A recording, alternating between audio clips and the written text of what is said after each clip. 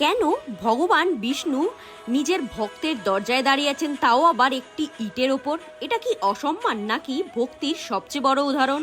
তাহলে বলি শুনুন। মহারাষ্ট্রের পাণ্ডরপুরের বিঠ্ঠল ভগবান মন্দিরের সাথে জড়িত লোককথা ও ভক্তি পরম্পরায় পুণ্ডরিক ছিলেন একজন সাধারণ মানুষ, কিন্তু তার জীবনের পরিবর্তনই তাকে করে তোলে মহান ভক্ত। প্রথমে কিন্তু পুণ্ডরিক এত ভালো মানুষ ছিলেন না, তিনি ছিলেন অবাধ্য। কিন্তু ধীরে ধীরে তিনি বুঝতে পারলেন পিতামাতার সেবাই প্রকৃত ধর্ম।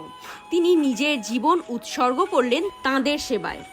পুণ্ডরিকের এই নিঃস্বার্থ ভক্তি দেখে ভগবান শ্রীকৃষ্ণ নিজেই ভিঠ্ঠল রূপে তার দরজায় এলেন। কিন্তু তখন পুণ্ডরিক ব্যস্ত পিতা মাতার সেবায়। তিনি ভগবানকে বললেন, একটু অপেক্ষা করুন, এবং একটি ইট ছুঁড়ে দিলেন যাতে ভগবান দাঁড়িয়ে থাকেন।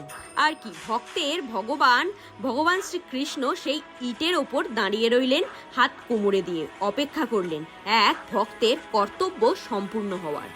এই গল্প আমাদের শেখায়, সত্যিকারের ভক্তি শুধু মন্দিরে নয়, পিতা মাতার সেবাতেই ভগবান বাস করেন। ভক্তি মানে শুধু প্রার্থনা নয়, কর্তব্যই ভক্তি। আজও পাণ্ডরপুরে ভিঠ্ঠল ভগবান তাই দাঁড়িয়ে আছেন সেই ইটের ওপর, অপেক্ষা করছেন একজন সত্যিকারের ভক্তের জন্য। আপনিই কি সেই ভক্ত?